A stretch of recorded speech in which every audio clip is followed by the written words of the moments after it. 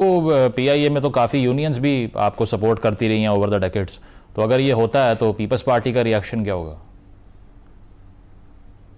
देखिए, मैं तो पीपल्स पार्टी के एक अदना सरकन तर्जुमा नहीं हूँ। मैं इसकी मुखालफत यूं करता हूँ कि कोई शख्स अगर बीमार हो जाए उसकी इलाज करने की बजाय आप फौरन उसको कब्रिस्तान की तरफ भेजने की तैयारी करें, तो ये सरासर गलत है और ये मुलाजमीन के साथ जुल्म है। और माजी भी जिस कमेटी को मैं हेड कर रहा था, मुलाजमीन की मुतासरा कमेटी कौमी असम्बली की, उस वक्त भी मुस्लिम लीग ने तावन नहीं किया था, बल्कि इनकी जो वजीर थे वो अपने अपने महकमों को मना करते थे कि मंदोखेल की कमेटी में नहीं जो, हालांकि वो मेरी कमेटी जाती नहीं थी, वो नेशनल असम्बली की कमेटी थी और उनकी 72 इजलास हुए थे। कोई इजलास 10 घंटे से कम नहीं था और नादरा का इजलास जो है ना वो 17 घंटे था, यानी दिन 11 बजे शुरू हुआ और अगली सुबह 4:15 बजे तक जारी रहा। तो हमने 72 जो मीटिंग्स थी उसकी मिनट्स बाकायदा कौमी असम्बली में पेश की है और कौमी असम्बली ने बाकायदा उसको अप्रूव की। अप्रूव करने के बाद स्पीकर ने रूलिंग दी है, प्राइम मिनिस्टर हाउस और एस्टेब्लिशमेंट डिवीजन ने उसको बाकायदा उसको इम्प्लीमेंट करने के लिए अहकाम जारी की है।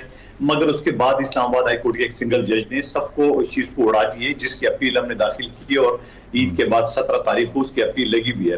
तो मैं ये समझ रहा हूँ कि पीपल्स पार्टी मुलाजिम कुछ पार्टी नहीं है। पीपल्स पार्टी मुलाजिम दोस्त, आरी दोस्त, किसान दोस्त पार्टी है और हम हमेशा मजदूरों का साथ दे रहे हैं और आइंदा भी देते रहेंगे। सही। अब सवाल ये है कि माजी में भी आपको याद होगा स्टील मिल कोडियम के दाम पे दिया गया था और उस वक्त की चीफ जस्टिस ने सो मोटो एक्शन लिया था और यहाँ खरबों की जमीन है, अरबों की नहीं खरबों की जमीन है, कराची के सेंटर में ये स्टील मिल वाकया आ गया समझ लो।